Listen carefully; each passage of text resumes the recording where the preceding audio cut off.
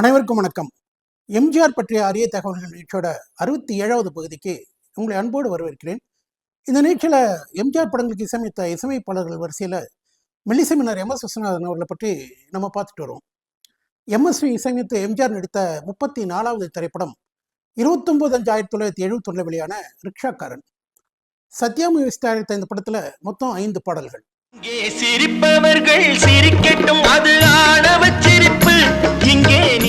நடிகை மஞ்சுளா எம்ஜிஆரோடு ஜோடி சேர்ந்த முதல் திரைப்படம் ரிக்ஷாக்காரன்.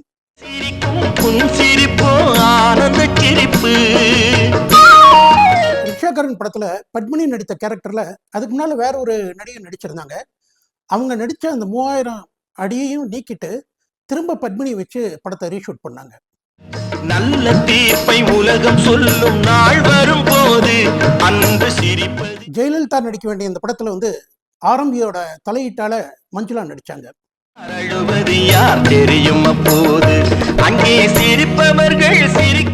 எம்ஜிஆர் ஒரு பாடல் காட்சியில கொஞ்சம் கூட விருப்பமே இல்லாம நடிச்சார் அப்படின்னா ரிக்ஷாக்காரன் படத்துல வரக்கூடிய இந்த பாடல் காட்சியில தான்.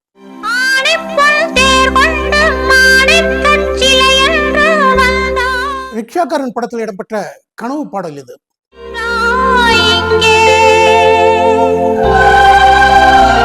இது கனவு பாடல் அப்படிங்கறதுனால இந்த பாட்டை எப்படி ஷூட் பண்ண போறோம் அப்படின்னு சொல்லிட்டு ஆரம்பி எம்எஸ் கிட்ட ஒரு ஐடியா கொடுக்கிறாரு.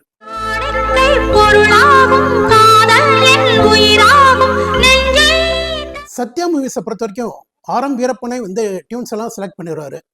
எம்எஸ்சி டியூன் போடுறாரு. அது வந்து ஆரம்பி வீரப்பனுக்கும் டைரக்டர் கிருஷ்ணனுக்கும் பிடிச்சிருக்கு, செலக்ட் பண்ணிடுறாங்க. கவிஞர் வந்து அந்த பாட்டு கேட்குறாரு. கேட்டுட்டு கவிஞர் வாலி பாட்டையும் எழுதிடுறாரு. எம்ஜிஆர் ஷூட்டிங்க்கு வராரு. ஷூட்டிங்க்கு வந்து பாட்டை கேட்குறாரு. அழகிய தமிழ் மகள் இவள் இரு விழிகளில் எழுதிய மடல். எம்ஜிஆருக்கு அந்த டியூன் பிடிக்கவே இல்லை. அவர் என்ன சொல்றாருன்னா, விஸ்வ கூப்பிடுங்க, வேற ஒரு டியூன் போட சொல்லுங்க, ரெடி பண்ணுங்க, அடுத்த வாரம் நம்ம ஷூட்டிங் வச்சுக்கலாம்னு சொல்லிட்டு கிளம்பி போயிடுறாரு. மெல்ல மொழிவது உறவெனும் குரல் படித்தால் ரசிக்கும். ஆனா அந்த டியூன் வந்து எம்எஸ்வி சாருக்கு பிடிச்சிருக்கு, டைரக்டர் கிருஷ்ணனுக்கு பிடிச்சிருக்கு, ப்ரொடியூசர் ஆர்.எம். வீரப்பனுக்கு பிடிச்சிருக்கு. எம்எஸ்வி சொல்றாரு, இந்த டியூன் வந்து கண்டிப்பா ஹிட் ஆகும், எப்படியாவது இந்த டியூனை ஓகே வாங்கிருங்க அப்படின்னு ஆரம்பிட்டு சொல்றாரு.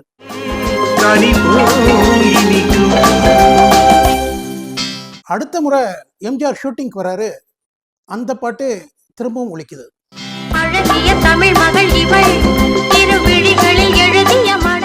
உடனே எம்ஜிஆர் வந்து இந்த பாட்டு தான் வேணான்னு சொன்னேனே, விசு வேற டியூன் போட்டு கொடுக்கலையா அப்படின்னு கேட்கிறாரு.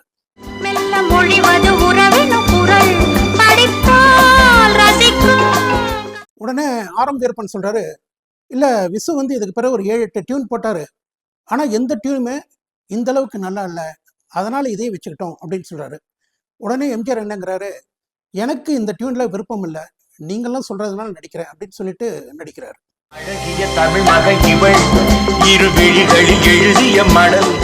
ஆனா பாடல் சூப்பர் டூப்பர் ஹிட் ஆகுது. படத்தோட வெற்றிக்கு முக்கியமான காரணங்கள் ஒண்ணு இந்த பாட்டு அப்படின்னு அமையுது. மெல்ல மொழிவது உறவெனும் குரல் படித்தால் ரசிக்கும். ரிக்ஷாக்காரன் படத்தில் இடம்பெற்ற சைக்கிள் ரிக்ஷா போட்டி மிக பரபரப்பாக பேசப்பட்டது.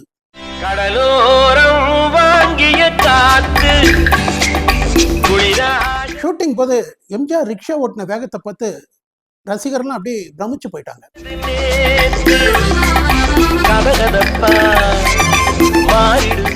ரிக்ஷாக்காரன் படத்துல மிகவும் பரபரப்பா பேசப்பட்ட இன்னொரு விஷயம் சண்டை காட்சிகள்.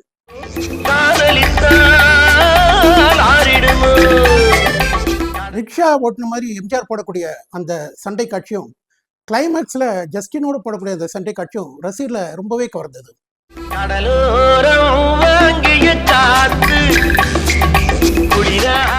ரிக்ஷாக்காரன் படத்துக்காக எம்ஜிஆருக்கு இந்தியாவின் சிறந்த நடிகர்ங்கிற பாரத் விருது கிடைக்குது.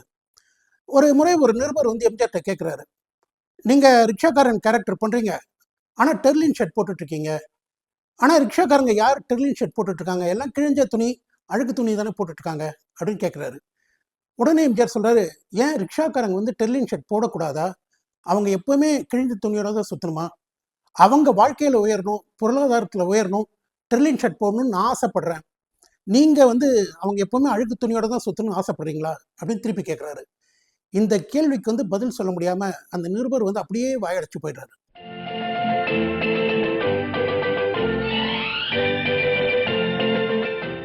எம்எஸ்வி இசையில் எம்ஜிஆர் நடித்த 35வது திரைப்படம் 18/10/1971 வெளியான நீரும் நெருப்பும்.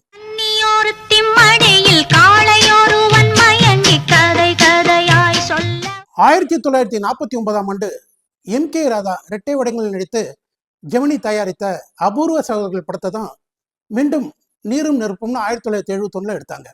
காலை பொழுதும் விழிய காதல் முழுதும் முடிய சுவை சுவையாய் 1944 வெளியான த கார்சிகன் பிரதர்ஸ் அப்படிங்கிற ஒரு பிரெஞ்சு நாவலோட தழுவல் தான் இந்த 2 படங்களுமே.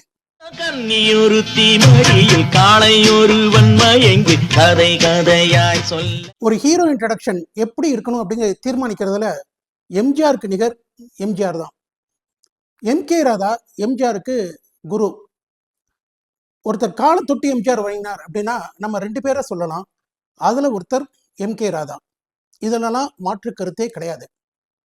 ஆனா அபூர்வ சகோதரர்கள் படத்துல ஒரு ஹீரோ இன்ட்ரடக்ஷன் அப்படிங்கிறது வந்து ரொம்ப சாதாரணமாக தான் இருக்கும். எம்.கே. ராதா தன்னை வளர்த்தவரோட வால் சண்டை பயிற்சி எடுப்பாரு.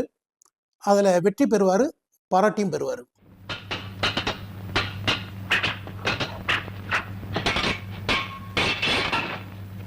சபாஷ் விக்ரமா, இனி ஒண்ணு ஜெயிக்க யாராலையும் முடியாது. இன்னொரு எம்.கே. ராதா ஒரு நாட்டியத்தை பார்த்து ரசித்து கை தட்டுவது போலதான் அந்த அறிமுக காட்சி இருக்கும்.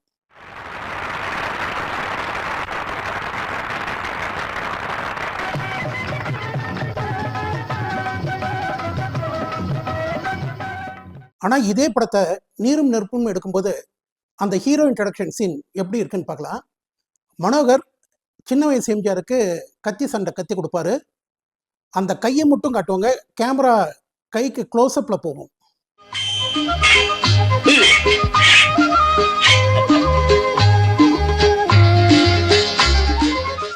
அடுத்த ஷாட் அந்த கையிலேருந்தே தொடங்கும். அந்த கை அப்படியே வந்து ஒரு பெரிய ஆளோட கையா மாறும். எம்ஜிஆர் சண்டை போட்டுக்கிட்டே அறிமுகமாவார்.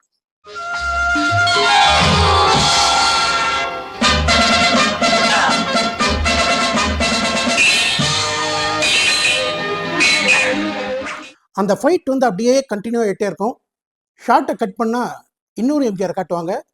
எம்எஸ்வியோட துள்ளலான இசையோட ரொம்ப சுறுசுறுப்பாக வாழை அப்படியே சுழட்டிக்கிட்டு அந்த எம்ஜிஆர் இன்ட்ரடியூஸ் ஆவார். தியேட்டரில் விசில் சத்தம், கைத்தட்டல், காதை புழக்கம்.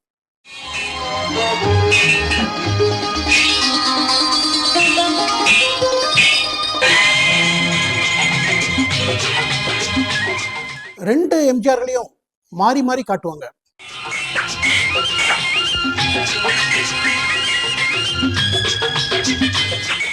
கடவுள் வாழ்த்து பாடும் இளம் காலை நேர காட்டுங்கிற பாட்டோட ஹீரோ எம்ஜிஆர் இன்ட்ரடியூஸ் ஆவாரு.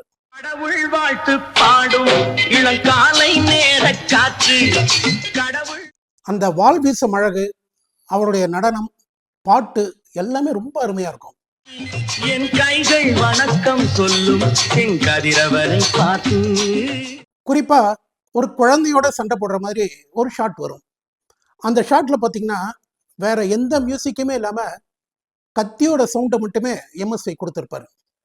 ஊருக்காக உழைக்கும் கைகள் உயர்ந்திட வேண்டாமோ அவை உயரும். அந்த ஷாட்ல எம்ஜிஆர் போடக்கூடிய அந்த ஸ்டெப்ஸும் ரொம்ப அருமையா இருக்கும். உயரும் போது இமயம் போல தெரிந்திட வேண்டாமோ பிறருக்கு. ஒரு ஹீரோ இன்ட்ரடக்ஷன் சீன் எப்படி இருக்கணும், எப்படி தன்னை காமிச்சா தன்னுடைய ரசிகர்கள் விரும்புவாங்க அப்படிங்கிறத நல்லா உணர்ந்து படம் எடுக்கக்கூடியவர் மக்கள் தலைவர் எம்ஜிஆர். கடவுள் வாழ்த்து பாடும் இளங்காலை நேர காற்று என் கைகள். எம்ஜிஆருக்கு பின்னணி பாடகர் எஸ்பிபி பாடிய பாடல்கள் மொத்தம் 16 பாடல்கள்.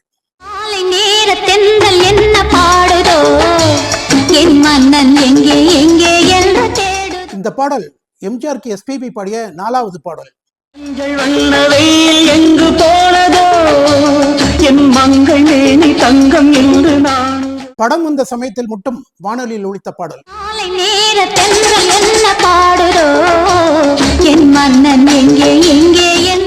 இந்த பதிவுல எம்எஸ்வி இசையில எம்ஜிஆர் நடித்த ஒரு சில பாடல்களை பார்த்தோம். இந்த வெற்றி கூட்டணியில இன்னும் பல இனிமையான பாடல்கள் இருக்கு. அதை வரும் பதிவுகளில் பார்க்கலாம். நன்றி, வணக்கம்.